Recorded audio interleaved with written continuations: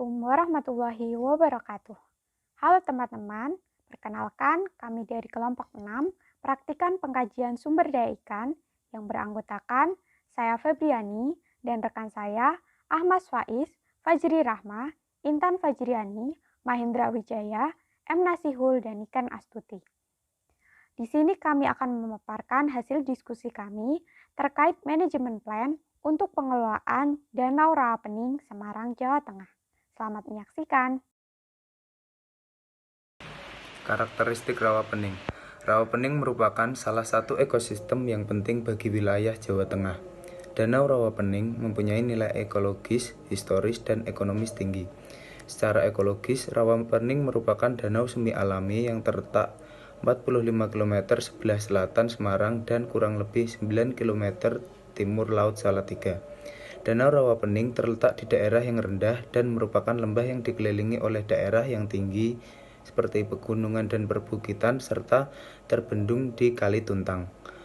Danau Rawapening sebagai ekosistem lentik menerima 9 inlet dan hanya mempunyai satu outlet yaitu Sungai Tuntang, sehingga Danau Rawapening dikatakan sebagai ekosistem tertutup. Perairan Rawapening terletak di Kabupaten Semarang, Provinsi Jawa Tengah, tepatnya sekitar 40 km ke arah selatan dari kota Semarang. Secara vertikal, perairan ini terletak di cekungan terendah Gunung Merbabu, Gunung Telomoyo, dan Gunung Ungaran. Luas wilayahnya sekitar 2.670 hektar yang menempati 4 kecamatan yang sekaligus menjadi batas administratif seperti Kecamatan Bawen di sebelah utara, Kecamatan Banyubiru di sebelah selatan, Kecamatan Ambarawa di sebelah barat, dan Kecamatan Tuntang di sebelah timur. Berdasarkan klasifikasi Oldeman, Danau Rawapening termasuk zona C dan zona D. Sementara itu, berdasarkan klasifikasi Köppen, perairan Rawapening beriklim AF, sehingga memiliki ciri sebagai iklim tropis yang memiliki curah hujan tinggi, suhu rata-rata antara 25 hingga 29 derajat Celcius, serta memiliki kelembapan udara antara 70 hingga 90%. Analisis SWOT. Analisis SWOT merupakan metode perencanaan strategis yang digunakan untuk mengevaluasi strength atau kekuatan, weakness atau kelemahan, opportunity atau peluang, serta threat atau ancaman yang terjadi pada sebuah usaha. Berikut ini adalah hasil analisis SWOT perairan Rawapening Jawa Tengah. Aspek yang pertama yaitu strength atau kekuatan. Pada hasil analisis aspek ini diperoleh hasil yaitu pemandangan di lokasi Rawapening yang indah, kemudian tersedianya sumber daya perikanan yang melimpah, adanya masyarakat yang mendukung serta peduli akan pembenahan, kemudian kegiatan ekonomi di lokasi tersebut sudah berkembang serta akses jalan menuju lokasi sudah bagus. Aspek yang selanjutnya yaitu weakness atau kelemahan. Pada hasil analisis aspek ini diperoleh hasil yaitu belum optimalnya penanganan fasilitas yang ada, kemudian perairan Rawapening ini masih kurang terawat, serta pengelolaan perizinan dan zonasi juga masih kurang, adanya bantuan pemerintah yang masih sedikit, serta tidak adanya aturan yang baku. Aspek selanjutnya yaitu opportunity atau peluang. Pada hasil analisis aspek ini diperoleh hasil yaitu peluang pengoptimalan perikanan tangkap, kemudian adanya peluang potensi perikanan seperti usaha pengolahan ikan, potensi pariwisata berbasis ekosistem, serta potensi sumber daya manusia di lokasi tersebut. Aspek yang terakhir yaitu threat atau ancaman.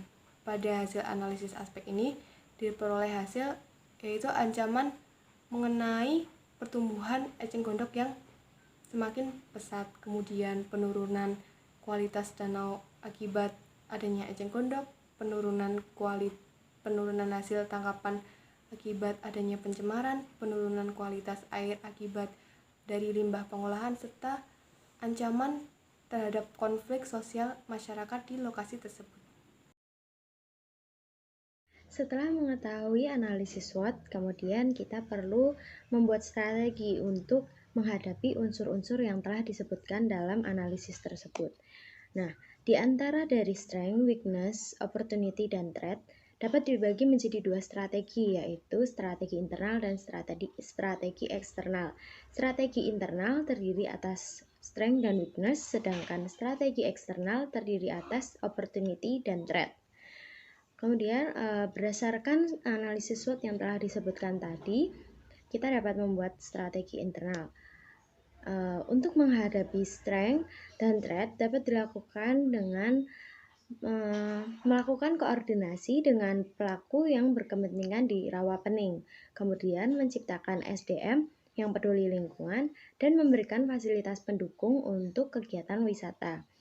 Sedangkan untuk menghadapi weakness dan threat, kita dapat melakukan pengontrolan terhadap sumber daya air oleh instansi yang terkait dan melibatkan semua pihak untuk mengembangkan rawa pening guna kegiatan wisata. Selanjutnya, strategi eksternal. Untuk menghadapi strength dan opportunity, yang perlu dilakukan pertama yaitu memanfaatkan potensi lingkungan rawa pening guna menarik perhatian wisatawan.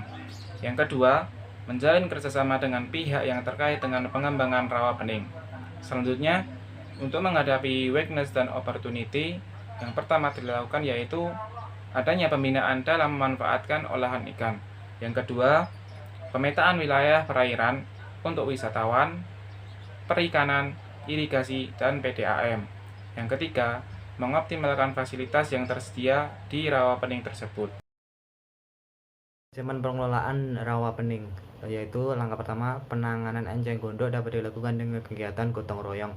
Mengingat enceng gondok sendiri ini tumbuh subur di rawa pening sehingga mengganggu ekosistem. Terus yang kedua yaitu pembuatan standarisasi pengelolaan dan penegakan hukum terhadap pelanggar. Standarisasi ini meliputi tentang perizinan penangkapan dan alat tangkap yang ingin digunakan untuk menangkap ikan. Terus yang ketiga yaitu pengembangan usaha mandiri berbasis sumber daya lokal, yaitu terkait pariwisata dan kuliner. Yang keempat yaitu pembentukan lembaga pengawas untuk memonitor penangkapan dan kualitas perairan.